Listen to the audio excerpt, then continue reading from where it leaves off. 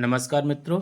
Chapter number 4 मानव बस्ती। आज हम आपको ह्यूमन सेटलमेंट के बारे में बताने जा रहे हैं कि ह्यूमन सेटलमेंट क्या है।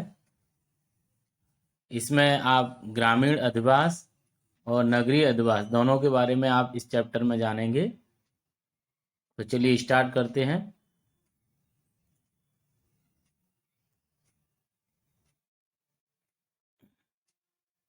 थोड़ा सेट कर लेते हैं इसको। सबसे पहले देखिए मानव बस्ती का अर्थ। मानव बस्ती का अर्थ है किसी भी प्रकार और आकार के घरों का संकुल जिसमें मनुष्य रहते हैं। जिसमें मनुष्य रहते हैं, जो घर मनुष्य बनाता है और उसमें रहता है, उसी को हम कहते हैं मानव बस्ती। इस उद्देश्य के लिए लोग मकानों और अन्य इमारतों का निर्माण करते हैं और अपने आर्थिक पोषण आधार के लिए कुछ क्षेत्रों पर स्वामित्व रखते हैं। अतः बस्ती की प्रक्रिया में मूल रूप से लोगों के समूहन और उनके संसाधन आधार के रूप में क्षेत्र का आवंटन सम्मिलित है। तो मानव बस्ती में क्या होता है, जो बस्ती की प्रक्रिया है, जो प्रोसेस है, जो सेटलमेंट की प्रोसेस है, उसमें बताया गया है लोगों के समूहन, मतलब लोग समूह बनाकर रहते हैं और उनके संसाधन, जो उन्हें वहाँ पर रिसोर्सेज मिलते हैं, उनको वो लोग यूटिलाइज करते हैं। जब संसाधन मिलते हैं तो लोग वहीं पर अपना निवास बना लेते हैं अपनी आवश्यकताओं की पूर्ति के लिए। अब इसमें आगे बढ़ते हैं। बस्तियां आकार और प्रकार में भिन्न होती हैं। उनका परिसर एक पल्ली से लेकर महानगर तक होता है। आकार के साथ बस्तियों के आर्थिक अभिलक्षण और सामाजिक संरचना बदल जाती है और साथ ही बदल जाते हैं पारिस्थितिकी और प्रौद्योगिकी।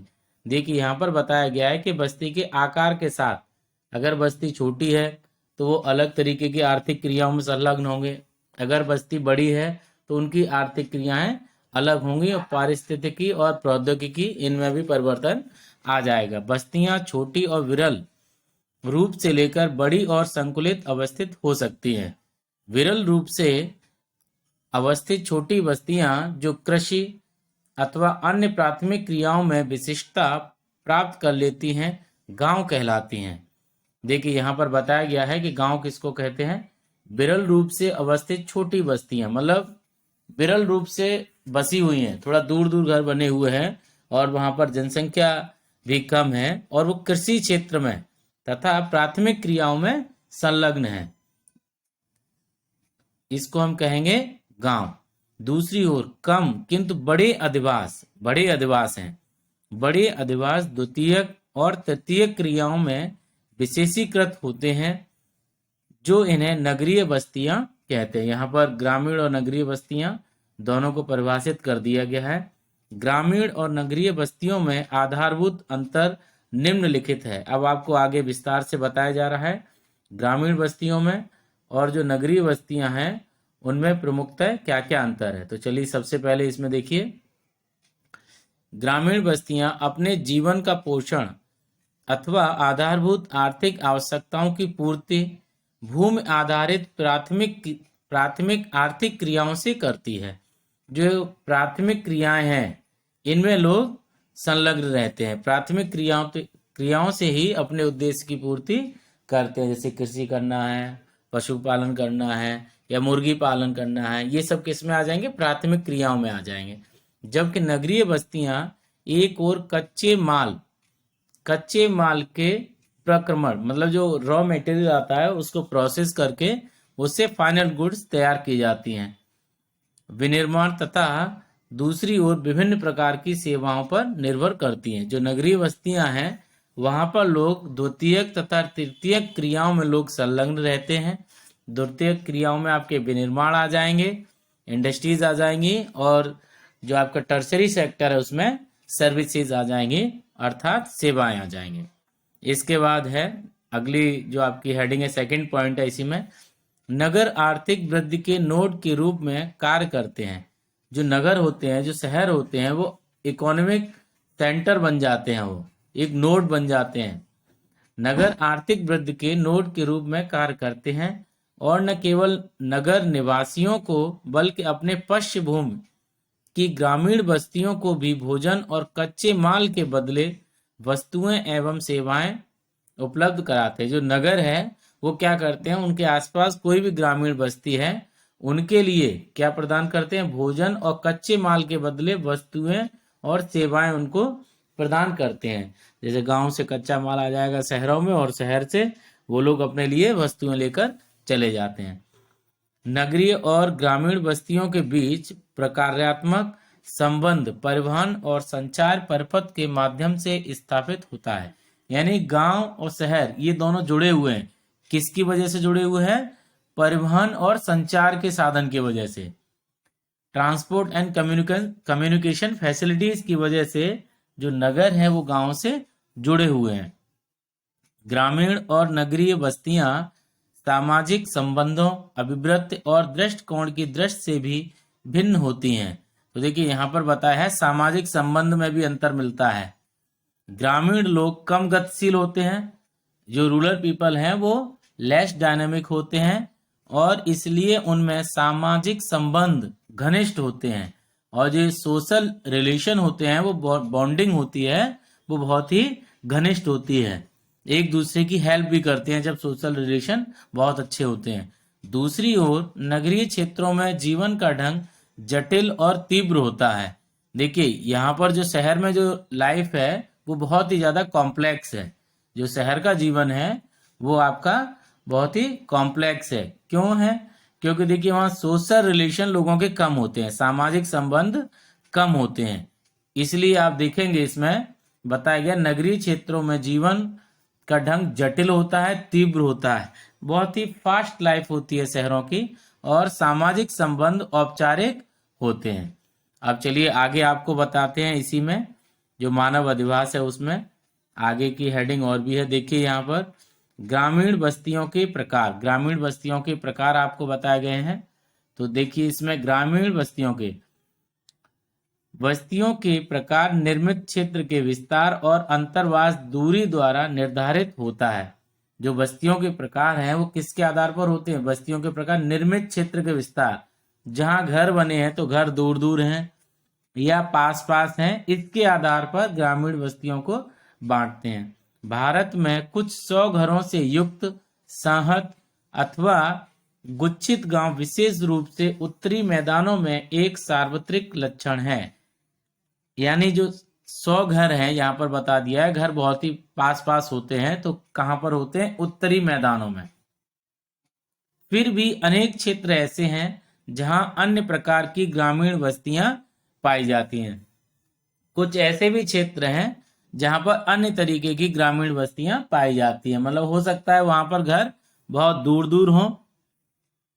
ग्रामीण बस्तियों के विभिन्न प्रकारों के लिए अनेक कारक और दशाएं उत्तरदायी हैं। अब देखिए कहीं पर तो बस्तियां बहुत ही ज्यादा पास पास है, कहीं पर बहुत ही ज्यादा दूर दूर हैं। तो इसके पीछे बताया गया है कि इसमें भी बहुत सारे कारण हैं जिनका आप अध्ययन यहाँ पर करेंगे। तो देखिए इसके आधार पर बस्तियों के प्रकार आपको बताए गए। ग्रामीण बस्तियों के प्रकार हैं, देखिए इनके अंतर्गत क्या क्या आते हैं, किस आधार पर है, भौतिक लक्षण, भूभाग की प्रकृति, ऊंचाई, जलवायु और जल की उपलब्धता। फिर आ जाएगा आपका सांस्कृतिक और मानव जातीय कारक, इसमें सामाजिक संरचना, जाति और धर्म। तीसरा है सुरक्षा संबंधी कारक, चोरियां और डकैतियों से सुरक्षा करते हैं। अब देखिए इसके आधार पर जो बस्ती हैं उनको 4 प्रकारों में बांटा गया है। ये तो हो गई आपकी 4 दशाएं हो गई हैं, भौतिक लक्षण, सांस्कृतिक और सुरक्षा संबंधी कारक। अब बस्तियों के प्रकार में आ जाइए। बस्तियों को 4 प्रकारों में रखा जाता है। तो बस्तियों के 4 प्रकार कौन कौन से हैं, नंबर 1 गुच्छित, संकुलित अथवा आकेंद्रित। फिर है अर्धगुच्छित अथवा विखंडित। 3 है पल्लीकृत। 4th है परिक्षिप्त अथवा एकाकी बस्तियां। तो देखिए गुच्छित नाम से ही समझ में आ रहा है, गुच्छा मतलब घर बहुत ही ज्यादा पास पास होंगे तो गुच्छित हो जाएगा। आपके यहाँ आगे विस्तार से बताया जा रहा है, उसी में समझा देता हूं।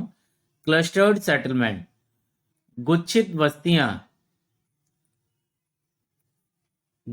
ग्रामीण बस्ती घरों का एक संहत अथवा संकुलित रूप से निर्मित क्षेत्र है, मतलब जो घर हैं वो बहुत ही ज्यादा पास पास हैं। इस प्रकार के गांव में रहन सहन का सामान्य क्षेत्र स्पष्ट और चारों ओर फैले खेतों, खलिहानों और चारागाहों से पृथक होता है। मतलब जहां लोग रह रहे हैं वो एरिया अलग है, मतलब गांव बीच में बस्ती है, लोग रह रहे हैं, और उसके आसपास हैं। आसपास के क्या क्या होगा? आसपास की जगह पर खेत होंगे, खलिहान होंगे, और चारागाह, जानवरों के चरने का स्थान भी वहां पर होगा। तो देखिए, बीच में घर हो गए, आसपास खेत हो गए उनके। संकुलित निर्मित क्षेत्र और इसकी मध्यवर्ती गलियां कुछ जाने पहचाने प्रारूप अथवा ज्यामितीय आकृतियां प्रस्तुत करते हैं, जैसे आयताकार, अरीय। ये देखिए, इसमें ये क्या है? ये आपका है, ये प्रतिरूप है। आयताकार, अरीय, रैखिक इत्यादि ऐसी बस्तियां जहां प्रायः उपजाऊ जलोढ़ मैदानों और उत्तर पूर्वी राज्यों में पाई जाती हैं। कई बार लोग सुरक्षा अथवा प्रतिरक्षा कारणों से सहत गांव में रहते हैं, जैसे कि मध्य भारत। ये आपको एक फोटो दिया, उत्तर पूर्वी राज्यों में गुच्छित बस्तियों का फोटो दिया है। आप देख सकते हैं घर कितने पास पास बसे हुए हैं, बहुत ही पास पास घर बसे हुए हैं। अब इसके बाद दूसरी हेडिंग पर आइए।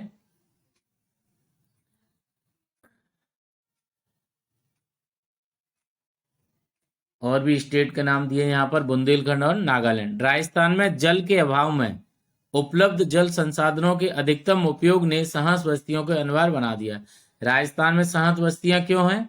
क्योंकि जहां जिस एरिया में जल मिलता है, पानी मिलता है, वहां पर लोगों ने घर बना लिए, क्योंकि राजस्थान में वर्षा हमारी बहुत कम होती है। Semi clustered settlement. दूसरा देखिए, दूसरी बस्ती के प्रकार हैं अर्धगुच्छित बस्तियां।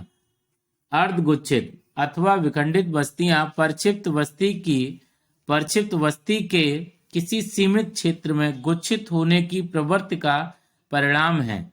अधिकतर ऐसे प्रारूप किसी बड़े सहत गांव के संपृथकन अथवा विखंडन के परिणाम स्वरूप भी उत्पन्न हो सकता है।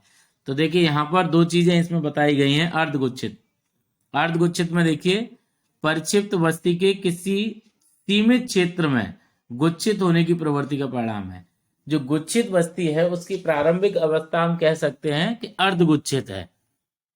अर्धगुच्छित है, जैसे कि घर किसी गांव में 50 घर हैं तो दूर दूर बने हुए हैं। अब वहीं पर धीरे धीरे करके 200 घर बन गए तो बहुत ज्यादा पास हो जाएंगे ना, तो जो 50 घर थे वो हो जाएगा हमारा अर्धगुच्छित। अब 200 घर हो जाएंगे तो वो हमारी गुच्छित हो जाएगी। एक प्रारंभिक अवस्था कह सकते हैं गुच्छित बस्ती की। या फिर कोई बड़ा गांव है, सहत गांव है, घना बसा हुआ गांव है, और फिर वो बिखर जाए, सब दूर दूर हो जाए, तब भी हमारी अर्धगुच्छित बस्तियां विकसित हो जाती हैं। ऐसी स्थिति में ग्रामीण समाज के एक अथवा अधिक वर्ग स्वेच्छा से अथवा बलपूर्वक मुख्य गुच्छ अथवा गांव से थोड़ी दूरी पर रहने लगते हैं। अब गांव कैसे टूटता है कि कुछ लोग हो सकता है ज्यादा शक्तिशाली हो, और वो क्या करेंगे, कमजोर वर्ग को अपने गांव से बाहर कर देंगे बलपूर्वक, तब भी इस तरीके की बस्ती का निर्माण होता है, अर्धगुच्छित बस्तियां। या फिर वो स्वेच्छा से चले जाते हैं कि अंदर बहुत ज्यादा भीड़ भाड़ हो गई है, रहने में दिक्कत होती है, तो चलिए बाहर रह लेते हैं। ऐसी स्थितियों में आमतौर पर जमींदार और अन्य प्रमुख समुदाय मुख्य गांव के केंद्रीय भाग पर आधिपत्य कर लेते हैं। अब देखिए, इसमें एक चीज याद करने लायक है, वो है आपको बता दें, यहाँ केंद्रीय भाग पर किसका कब्जा होता है? आमतौर पर जमींदार और अन्य प्रमुख समुदाय मुख्य गांव के केंद्रीय भाग पर होते हैं। जो जमींदार हैं उनका घर एकदम बीच में होता है, आधिपत्य होता है उनका ही। जब समाज के निचले तबके के लोग और निम्न कार्यों में संलग्न लोग गांव के बाहरी हिस्से में बसते हैं। मतलब जो समृद्ध लोग हैं, जो धनवान लोग हैं, जो जमींदार हैं, वो गांव के बीच में होंगे, उनके घर गांव के मध्य में होंगे, और जो आपके निचले तबके के लोग हैं, जो गरीब लोग हैं, उनके घर बाद में होंगे, गांव के बाहरी हिस्से पर होंगे। ऐसी बस्तियां कहाँ मिलती हैं, किन राज्यों में? ऐसी बस्तियां गुजरात के मैदान और राजस्थान के कुछ भागों में व्यापक रूप से पाई जाती हैं। तीसरा आता है थर्ड, पल्ली बस्तियां, हैमलेटेड सेटलमेंट। कई बार बस्ती भौतिक रूप से एक दूसरे से पृथक अनेक इकाइयों में बटी होती है। मतलब जो बस्ती है वो अनेक यूनिट, छोटे छोटे स्मॉल यूनिट्स में बटा होता है गांव, किंतु उन सबका नाम एक रहता है। इन इकाइयों को देश के विभिन्न भागों में स्थानीय स्तर पर जो आपकी हैमलेटेड बस्तियां हैं उन्हें लोकल लेवल पर क्या क्या बोलते हैं? पान्ना, पाड़ा, पाली, नगला, डांडी इत्यादि कहा जाता है। किसी विशाल गांव का ऐसा खंडी भवन प्रायः सामाजिक एवं मानव जातीय कारकों द्वारा अभिप्रेरित होता है। ऐसे गांव मध्य और निम्न गंगा के मैदान कहाँ पर मिलते हैं?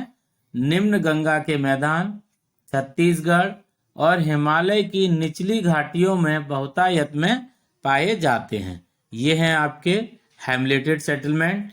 इसके बाद आइए अगली हेडिंग पर आते हैं। अगली हेडिंग में देखिए आप परिक्षिप्त बस्तियां। अगली हेडिंग है परिक्षिप्त बस्तियां। फोटो देख के आपको समझ में आ रहा है जो घर तो बने हैं, देखिए यहाँ पर हैं, यहाँ पर है, बहुत दूर दूर बने हैं, पहाड़ी क्षेत्रों में इस तरीके से घर बने होते हैं। ये हमारी परिक्षिप्त बस्तियां। थोड़ा बड़ा कर देते हैं जिससे कि आपको आसानी से दिखाई दे जाएगा, आप इसको पढ़ सकते हैं। परिक्षिप्त बस्तियां, डिस्पर्ड सेटलमेंट। भारत में परिक्षिप्त अथवा एकाकी बस्ती प्रारूप सुदूर जंगलों में एका एकाकी झोपड़ियों अथवा कुछ झोपड़ियों की पल्ली अथवा छोटी पहाड़ियों की ढालों पर खेतों अथवा चारागाहों के रूप में दिखाई पड़ता है। मतलब आपके जो पहाड़ी क्षेत्र हैं वहां पर घर बहुत ही दूर दूर लोग बनाते हैं, ढलानों पर। चारागाह, जहाँ चारागाह है वहां भी लोग बना लेते हैं घर। बस्ती का चरम विक्षेपण प्रायः भूभाग और निवास योग्य क्षेत्रों के भूमि संसाधन आधार की अत्यधिक विखंडित प्रकृति के कारण होता है।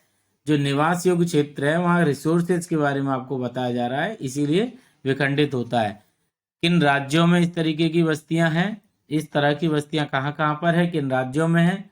मेघालय, उत्तराखंड, हिमाचल प्रदेश और केरल के अनेक भागों में बस्ती का यह प्रकार पाया जाता है।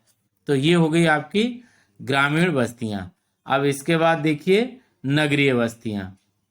अब नगरीय बस्तियों में आप लोग ध्यान दीजिएगा, इसमें आपको याद करना है। नगरीय बस्तियों में आ जाएंगे ग्रामीण बस्तियों के विपरीत नगरीय बस्तियां सामान्यतः सहत और विशाल आकार की होती है। मतलब यहाँ पर जो घर है वो बहुत ही पास पास बने होते हैं और ज्यादा जनसंख्या निवास करती है नगरों में। ये बस्तियां अनेक प्रकार के अकृषि यानी कृषि कार्य नहीं करते, आर्थिक और प्रशासनिक प्रकार्यों में संलग्न होती है। मतलब कृषि कार्य में नहीं होंगे, अन्य जो काम है आर्थिक और प्रशासनिक कार्य उनमें लोग संलग्न रहते हैं।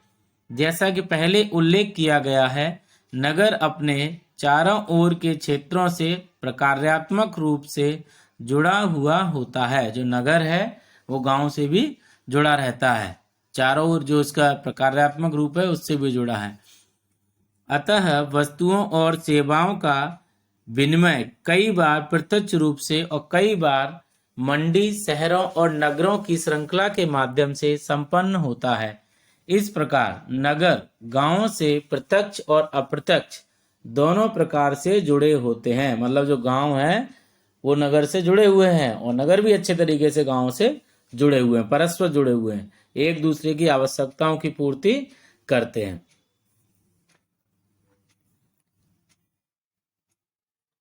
भारत में नगरों का विकास। भारत में नगरों का अभ्युदय प्रागैतिहासिक काल से हुआ है। यहाँ तक कि सिंधु घाटी सभ्यता की युग में भी हड़प्पा और मोहनजोदड़ो जैसे नगर अस्तित्व में थे। देखिए जो हमारी इंडस वैली सिविलाइजेशन थी उस समय भी दो आपके नगर मिले हैं, एक हड़प्पा और दूसरा मोहनजोदड़ो। इसके बाद का समय नगरों के विकास का साक्षी है। यह समय 18वीं सदी में, ये कौन सा समय है जहां से नगरों का विकास आपको बताया जा रहा है? वो है 18वीं सदी में। अब 18वीं सदी में यूरोपियों के भारत आने तक आवधिक उतार चढ़ावों से भरा रहा।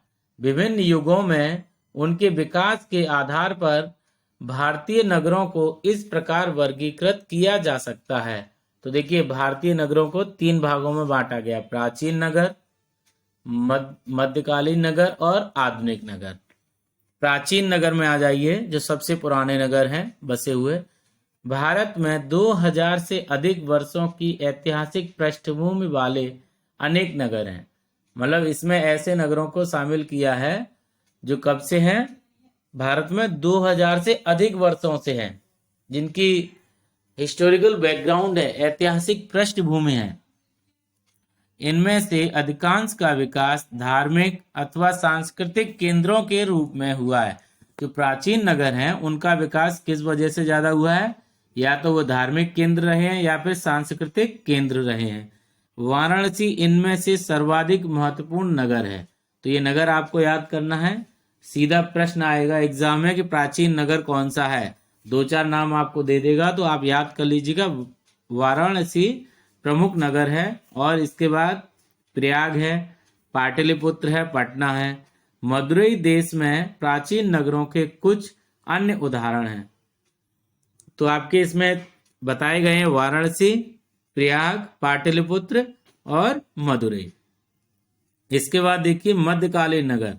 मध्यकालीन नगर में कौन से आ जाएंगे? वर्तमान के लगभग 100 नगरों का इतिहास मध्यकाल से जुड़ा है। 100 नगर बताए गए मध्यकाल के हैं। इनमें से अधिकांश का विकास रजवाड़ों और राज्यों के मुख्यालयों के रूप में हुआ है। जो मध्यकालीन नगर हैं वो ज्यादातर आप देखेंगे जो राज्य के मुख्यालय हैं, जो वर्तमान में राज्य हैं उनके मुख्यालय के रूप में विकसित हुए हैं। ये किला नगर है। मध्यकालीन नगर कैसे हैं? किला नगर है, फोर्ट टाउन है, जिनका निर्माण प्राचीन नगरों के खंडहरों पर हुआ है। ऐसे नगरों में दिल्ली, हैदराबाद, जयपुर, लखनऊ, आगरा, नागपुर महत्वपूर्ण है। यही जो आपके मध्यकालीन नगर हैं इनको हम फोर्ट टाउन भी कहते हैं। तो इनमें कौन कौन से आ जाएंगे? दिल्ली, हैदराबाद, जयपुर, लखनऊ, आगरा और नागपुर महत्वपूर्ण है। इनको याद कर लीजिएगा। इसके बाद अगली हेडिंग है आधुनिक नगर। आधुनिक नगर में देखिए कौन कौन से हैं। अंग्रेजों और अन्य यूरोपियों ने भारत में अनेक नगरों का विकास किया। अंग्रेजों ने, और अंग्रेज के साथ और भी यूरोपीय आए थे ना, पुर्तगाली आए थे, डच आए थे, तो ये सब आए थे, फ्रांसीसी आए थे और अंग्रेज आए थे। इनके द्वारा अलग अलग नगर बसाए गए। तो देखिए, तटीय स्थानों पर अपने पैर जमाते हुए सबसे पहले आए थे पुर्तगाली, और सबसे बाद में भी भारत से गए हैं बच्चों, पुर्तगाली ही गए हैं। लेकिन सबसे ज्यादा यहाँ पर राज किया वो किया आपका अंग्रेजों ने, क्योंकि एक प्राइवेट कंपनी सिर्फ आई थी यहाँ पर, ईस्ट इंडिया कंपनी। तटीय स्थानों पर अपने पैर जमाते हुए उन्होंने सर्वप्रथम सूरत, दमन, गोवा, पौंडीचेरी इत्यादि जैसे व्यापारिक पत्तन, तो देखिए कहाँ कहाँ इन्होंने बस्तियां बसा ली, सूरत, दमन, गोवा, पौंडीचेरी इत्यादि जैसे व्यापारिक नगर बसा दिए। अब इसमें आपको दिया है आधुनिक नगर का एक दृश्य दिया हुआ है। विकसित किए। अंग्रेजों ने बाद में 3 मुख्य नोडों, 3 बड़े बड़े महानगर इन्होंने बनाए अंग्रेजों ने। तो देखिए कौन कौन से। मुंबई, जिसको बंबई के नाम से जानते हैं इतिहास में, चेन्नई, मद्रास, चेन्नई को ही मद्रास कहा जाता है, कोलकाता, इसको कलकत्ता कहा जाता है, पर अपनी पकड़ मजबूत की और उनका अंग्रेजी शैली में निर्माण किया। तो देखिए अंग्रेजी शैली में उनका निर्माण कर दिया। इसके बाद देखिए ये टेबल दी हुई है, नगर से संबंधित है। टेबल बेस्ड क्वेश्चन आप अच्छे से पढ़ लीजिएगा, 2-4 बार आप प्रैक्टिस करेंगे तब आपके ज्यादा समझ में आएगा। यहाँ पर दे रखा है जैसे 1901 में नगरों की कुल कितनी संख्या है? 1827। नगरीय जनसंख्या कितनी है? इतनी है। कुल नगरीय जनसंख्या परसेंटेज 10.84 दिया है, और 10 की वृद्धि यहाँ पर दी नहीं है। तो इस तरीके से आपको बताया गया है। टेबल से क्वेश्चन पूछे जा सकते हैं। 1901 में नगरों की संख्या कितनी थी? तो आंसर हो जाएगा 1827। 1901 में नगरीय जनसंख्या का परसेंटेज कितना है? तो कितना परसेंटेज था? 10.84। ये है। अब 10 की वृद्धि आपसे नहीं पूछा जाएगा क्योंकि यहाँ पर नहीं दिया हुआ है। अन्य अन्य का पूछा जा सकता है 10 की वृद्धि। तो आप देख रहे हैं पहले 0.35 थी, फिर बढ़ गई, फिर वृद्धि हो गई और ज्यादा। और आप देख रहे हैं एक समय ऐसा आया जैसे यहाँ तक तो बढ़ती रही 1951 तक। इसके बाद में 10 की वृद्धि कम हो गई है। देखिए 41.42 है और फिर अगले सेंसस में कितनी आ गई? 26.41। अगर डिफरेंस पूछा जाए तब भी आप बता दीजिएगा माइनस करके।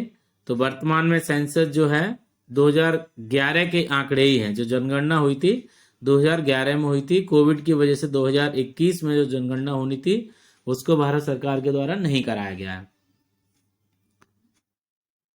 आगे चलिए, इसमें आगे पढ़ते हैं। अपनी प्रभावता को प्रत्यक्ष रूप से अथवा रजवाड़ों पर नियंत्रण के माध्यम से तेजी से बढ़ाते हुए उन्होंने प्रशासनिक केंद्रों, ये उन्होंने मतलब अंग्रेजों के लिए आया है, उन्होंने प्रशासनिक केंद्रों, ग्रीष्मकालीन विश्राम स्थलों के रूप में पर्वतीय नगरों को स्थापित किया और उनमें सिविल, प्रशासनिक और सैन्य क्षेत्रों को जोड़ा। जो पर्वतीय नगर वगैरह थे इनमें सिविल, प्रशासनिक और सैन्य क्षेत्रों को भी जोड़ लिया। 1850 के बाद आधुनिक उद्योगों पर आधारित नगरों का भी जन्म हुआ। तो देखिए उद्योगों पर आधारित दिया है, उद्योगों पर आधारित है आपका कौन सा नगर हो गया? जमशेदपुर। ये याद रखिएगा, जमशेदपुर।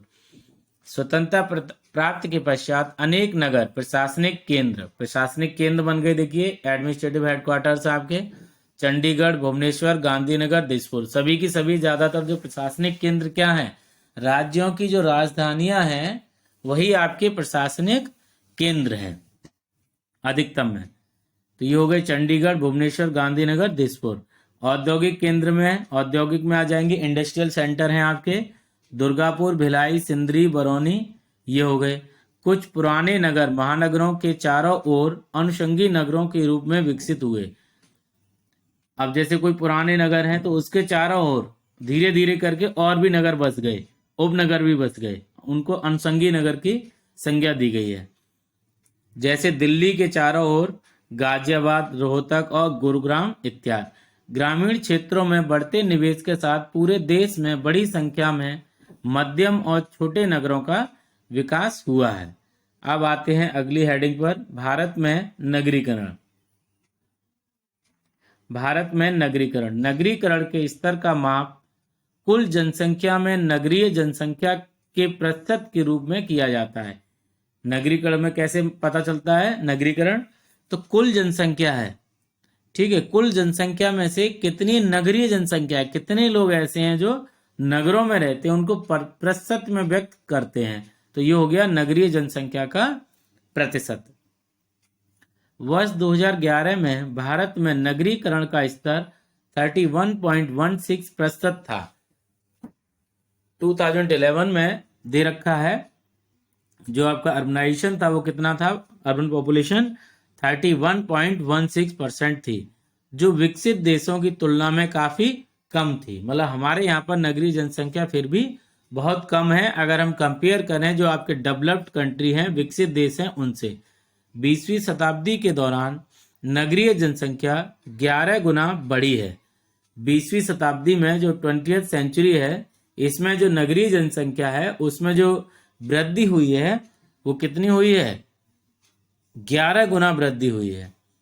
नगरीय केंद्रों के विवर्धन और नए नगरों के आविर्भाव ने देश में नगरीय जनसंख्या की वृद्धि और नगरीकरण में सार्थक भूमिका निभाई है। किंतु नगरीकरण की वृद्धि दर, अब यहां दे रखा है नगरीकरण की वृद्धि दर पिछले 2 दशकों में धीमी रही है।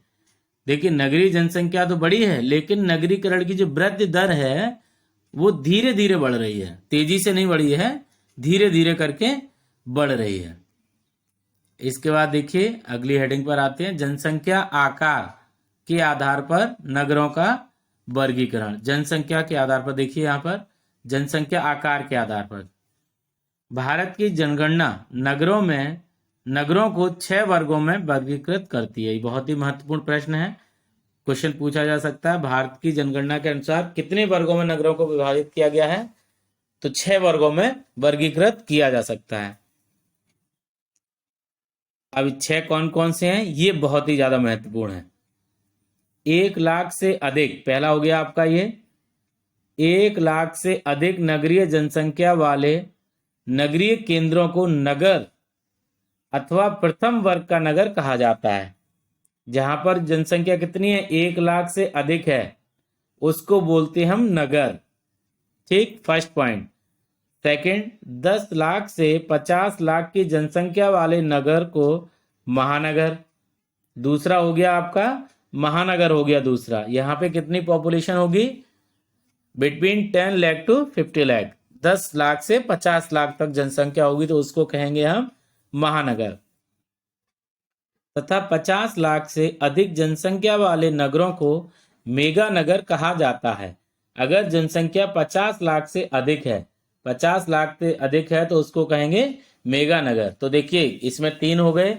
एक तो हो गया नगर 1 लाख से अधिक जनसंख्या, दूसरा महानगर 10 से 50 लाख जनसंख्या, मेगा नगर 50 लाख से अधिक जनसंख्या। ये हो गया आपका मेगा नगर। 3 हो गए जनसंख्या के आधार पर।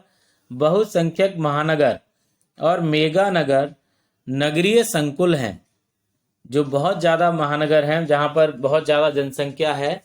तो बहुत ज्यादा जनसंख्या महानगर और मेगा नगर दोनों में ही है। ये आपके नगरीय संकुल हैं।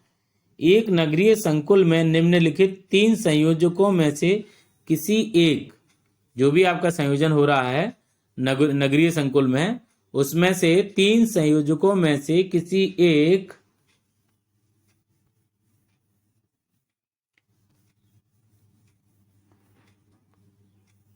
ये बहुत आगे स्क्रॉल हो गया, एक का समावेश होता है।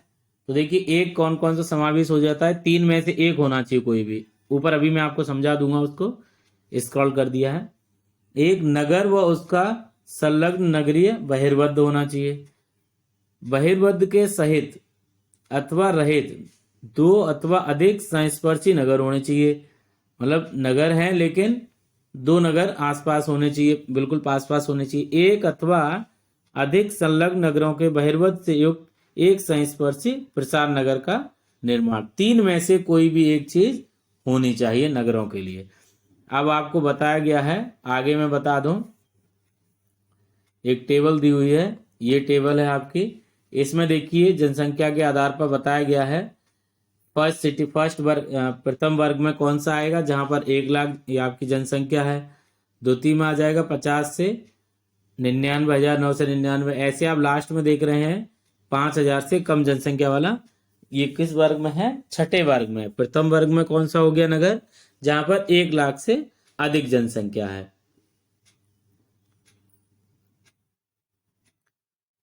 भारत की 60% नगरीय जनसंख्या प्रथम वर्ग के नगरों में रहती है। जो अभी आपको टेबल बताई थी उसके अनुसार 60% यानी 60% नगरीय जनसंख्या प्रथम वर्ग के नगरों में रहती है। इन 468 नगरों में से 53 नगर महानगर हैं। इसमें से 53 कितने हो गए आपके, महानगर हो गए।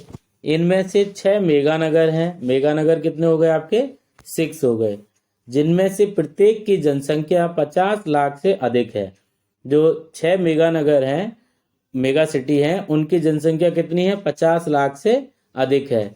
5वें भाग से अधिक 21% नगरीय जनसंख्या इन मेगा नगरों में रहती है। इनमें से 1,84,00,000 लोगों के साथ बृहत मुंबई सबसे बड़ा नगरीय संकुल है। तो देखिए मुंबई में कितनी जनसंख्या दे रखी है, 1,84,00,000, ये बृहद मुंबई में दे रखी है। फिर हो जाएगा आपका दिल्ली, कोलकाता, चेन्नई, बेंगलुरु और हैदराबाद देश के अन्य मेगा नगर हैं। तो ये इनको आप याद कर लीजिएगा कौन कौन से हैं, मुंबई, दिल्ली, कोलकाता, चेन्नई, बेंगलुरु और हैदराबाद, ये आपके प्रमुख 6 मेगा नगर हैं। अब इसमें से देखिए नगरों का आपका प्रकारात्मक वर्गीकरण, नगरों का यहाँ पर वर्गीकरण किया जा रहा है किसके आधार पर, अब आधार बताया है प्रकार्यात्मक, कार्य के आधार पर, है ना, फंक्शन के बेस पर नगरों का वर्गीकरण किया जा रहा है। तो देखिए कार्य के आधार पर कौन कौन सा हो जाएगा। अपनी केंद्रीय अथवा नोडीय स्थान की भूमिका के अतिरिक्त अनेक शहर और नगर विशेषीकृत सेवाओं का निष्पादन करते हैं। कुछ शहरों और नगरों को कुछ निश्चित प्रकारों में विशिष्टता प्राप्त होती है और उन्हें कुछ विशिष्ट क्रियाओं, उत्पादनों अथवा सेवाओं के लिए जाना जाता है। मतलब अलग अलग हर नगर की कुछ न कुछ विशेषता होती है अपने कार्य के आधार पर। फिर भी प्रत्येक शहर अनेक प्रकार करता है। प्रमुख अथवा विशेषीकृत प्रकारों के आधार पर भारतीय नगरों को मोटे तौर पर निम्नलिखित प्रकार से वर्गीकृत किया जाता है। अब देखिए अगला वर्गीकरण देखिए, प्रकार्यात्मक वर्गीकरण है आपका कार्य के आधार पर, फंक्शनल क्लासिफिकेशन ऑफ टाउन्स। प्रशासन शहर और नगर यानी प्रशासनिक नगर। तो प्रशासनिक नगर में आपको बताया था ज्यादातर आपकी राजधानियां होती हैं, प्रशासनिक मुख्यालय होते हैं। यहाँ पर कौन कौन से? चंडीगढ़, नई दिल्ली, भोपाल, शिलोंग, गुवाहाटी, इम्फाल, ये सब आपके प्रशासनिक नगर हैं। औद्योगिक नगर हैं दूसरे पर, जहाँ उद्योग हैं, मुंबई, सेलम, कोयम्बटूर, मोदी नगर, जमशेदपुर, हुगली, भिलाई। थर्ड है परिवहन नगर, ये पत्तन नगर जो मुख्यतः आयात और निर्यात कार्यों में संलग्न रहते हैं। मतलब कुछ पत्तन नगर भी हैं इसमें जो समुद्र की सीमा पर रहते हैं, कोस्टल एरियाज में होते हैं। और इन पत्तन का मतलब है आपका पोर्ट, सी पोर्ट। तो सी पोर्ट से क्या करते हैं हम? इंपोर्ट और एक्सपोर्ट भी कर सकते हैं। तो आपको बताना है पत्तन नगर में कौन से हो जाएंगे? कांदला, कोच्चि, कोझिकोड, विशाखापट्टनम इत्यादि। अथवा आंतरिक परिवहन की धुरियां जैसे धुलिया, मुगलसराय, इटारसी, कटनी इत्यादि हो सकते हैं। तो परिवहन की और कौन कौन सी धुरी हो सकती हैं? धुलिया, मुगलसराय, इटारसी। तो पत्तन नगर देख लीजिएगा, कांदला, कोच्चि, कोझिकोड, विशाखापट्टनम। और परिवहन की धुरियों में आ जाएगा आपका जहाँ ज़्यादा वाहनों का आना जाना लगा रहता है, तो वो है आपका धुलिया, मुगलसराय, इटारसी, कटनी इत्यादि। वाणिज्यिक नगर, कॉमर्शियल टाउन्स में देखिए आप, व्यापार और वाणिज्य में विशिष्टता प्राप्त शहरों और नगरों को इस वर्ग में रखा जाता है। व्यापार और वाणिज्य में विशिष्ट हैं उन्हीं नगरों को रखा जाएगा। कौन कौन से हो जाएंगे इसमें? कोलकाता, सहारनपुर, सतना इत्यादि कुछ उदाहरण हैं। इसके बाद आता है खनन नगर। खनन नगर में देखिए ये नगर खनिज समृद्ध क्षेत्रों में विकसित हुए हैं, जैसे रानीगंज, झरिया, डिगबोई, अंकलेश्वर, सिंगरौली इत्यादि। खनन जो आपके खनन नगर हैं उनमें कौन कौन से हो जाएंगे? रानीगंज, झरिया, डिगबोई, अंकलेश्वर और सिंगरौली, ये माइनिंग टाउन से। फिर है गैरिसन और कैंटोनमेंट टाउन्स। देखिए कैंटोनमेंट टाउन्स में कौन कौन से आ जाएंगे जहां पर आर्मी वगैरह रहती है? ये आपकी अंबाला, जालंधर, महू, बबीना, उधमपुर, ये आपके हैं गैरिसन टाउन है जहां पर छावनी रहती है, जो आपकी मिलिट्री है वो रहती है। ये हो गए आपके नगरों का वितरण और आपको यहाँ पर इसमें बताया गया है कहाँ कहाँ पर कितनी जनसंख्या है, हर राज्य के अकॉर्डिंग आपको बताया गया है। कुछ नगर का यहाँ पे संकुल दिया है, संकुल के अनुसार जनसंख्या आपको बताई गई है।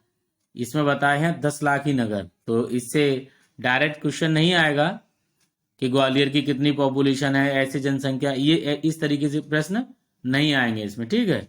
लेकिन सोर्स बेस्ड क्वेश्चन आ सकते हैं। सोर्स बेस्ड क्वेश्चन में ये कि टेबल दे दी और इसी से 2-4 क्वेश्चन आपसे पूछ लिए जाएं। इसके बाद आगे चलते हैं। इसमें फिर आ जाएंगे आपके स्मार्ट सिटी को देख लीजिए। प्रेजेंट में ये कॉन्सेप्ट चल रहा है स्मार्ट सिटी का, शहरों को स्मार्ट बनाया जा रहा है। तो स्मार्ट सिटी मिशन, ये क्वेश्चन आएगा जरूर। स्मार्ट सिटी मिशन का उद्देश्य शहरों को बढ़ावा देना है। इसका उद्देश्य शहरों को बढ़ावा देना है जो आधारभूत सुविधा, साफ तथा सतत पर्यावरण और अपने नागरिकों को बेहतर जीवन प्रदान करते हैं। इनका क्या काम है? आधारभूत सुविधा, साफ तथा सतत पर्यावरण और अपने नागरिकों को बेहतर जीवन प्रदान करना है। वहां पे साफ सफाई रहे शहरों में, पर्यावरण विकास भी होता रहे, मतलब ग्रीनरी है, प्लांटेशन भी उसमें किया जाए, बढ़िया से स्मार्ट सिटी दिखे और लोगों को बेहतर जीवन देना है।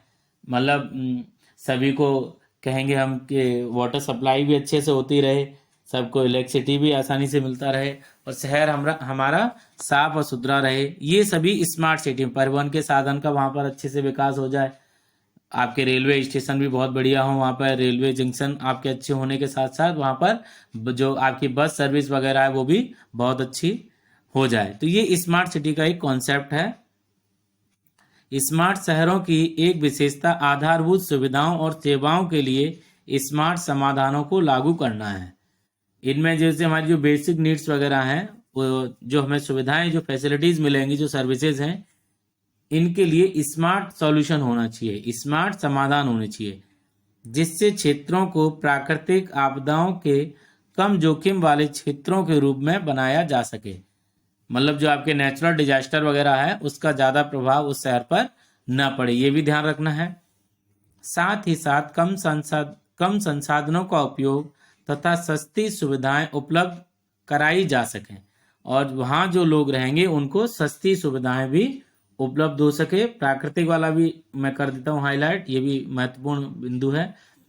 इस योजना में सतत तथा समग्र विकास पर ध्यान केंद्रित किया गया है। कैसा विकास होना चाहिए? सतत होना चाहिए और समग्र विकास, सबका विकास होना चाहिए, लगातार विकास होते रहना चाहिए। इस योजना का उद्देश्य एक ऐसे सघन क्षेत्र पर ध्यान केंद्रित करना है जो एक मॉडल के रूप में अन्य बढ़ते हुए शहरों के लिए लाइट हाउस का काम करे। किसका काम करे? अन्य शहरों के लिए लाइट हाउस का काम करे। ये है हमारे स्मार्ट सिटी। इसके बाद आ जाइए अगली हेडिंग पर, जो वर्गीकरण है धार्मिक और सांस्कृतिक नगर में। देखिए कौन कौन से हमारे रिलीजियस एंड कल्चरल टाउन हैं जो धर्म से जुड़े हुए हैं। वाराणसी, मथुरा, अमृतसर, मदुरई, पुरी, अजमेर, पुष्कर, तिरुपति, कुरुक्षेत्र, हरिद्वार, उज्जैन, ये सभी कैसे हैं? धार्मिक अथवा सांस्कृतिक महत्व के नगर हैं। फिर आ जाइए इसके बाद शैक्षिक नगर, एजुकेशनल टाउन में। यहाँ पर शिक्षा का अच्छा विकास है, शिक्षा के केंद्र के रूप में उभरे हैं रुड़की, वाराणसी, अलीगढ़, पिलानी और इलाहाबाद। इसके बाद है अगली हेडिंग आपकी पर्यटन नगर, लोग घूमने के उद्देश्य से जाते हैं वहां पर अपने आनंद के लिए। नैनीताल, मसूरी, शिमला, पचमढ़ी, जोधपुर, जैसलमेर, उडगमंडलम यानी ऊटी, जिसको हम ऊटी भी कहते हैं उडगमंडलम को, माउंट आबू कुछ पर्यटन गंतव्य स्थान है। नगर अपने प्रकारों में स्थिर नहीं है, उनके गतिशील स्वभाव के कारण प्रकारों में परिवर्तन होता रहता है। मतलब ये नहीं है कि ये नगर जो जैसे आज पर्यटन नगर बन गए तो ये हमेशा यही रहेंगे, नहीं, इनमें भी अगर वहां पर जो फंक्शन वगैरह है वो सब चेंज होते रहेंगे, प्रकार बदलते रहेंगे तो नगरों का प्रतिरूप भी बदल जाएगा। विशेषीकृत नगर भी महानगर बनने पर बहु प्रकारात्मक बन जाते हैं। तो देखिए विशेषीकृत नगर हैं कुछ, महानगर बनने पर बहु प्रकार्यात्मक मतलब अलग अलग तरीके के वहां पर काम हो सकते हैं, जिनमें उद्योग, व्यवसाय, प्रशासन, परिवहन इत्यादि महत्वपूर्ण हो जाते हैं। प्रकार इतने अंतर्ग्रथित हो जाते हैं कि नगर को किसी विशेष प्रकार वर्ग में वर्गीकृत नहीं किया जा सकता। मतलब अगर आप देखेंगे कि किस नगर में कौन सा काम होता है तो आप देखेंगे किसी कोई एक ही काम नहीं होता है, अन्य काम भी होते हैं। ठीक है, नगरों में मतलब बहुत सारे काम एक साथ होते हैं। इसके बाद देखिए आपका ये चैप्टर कंप्लीट हुआ। थैंक यू, जय हिंद।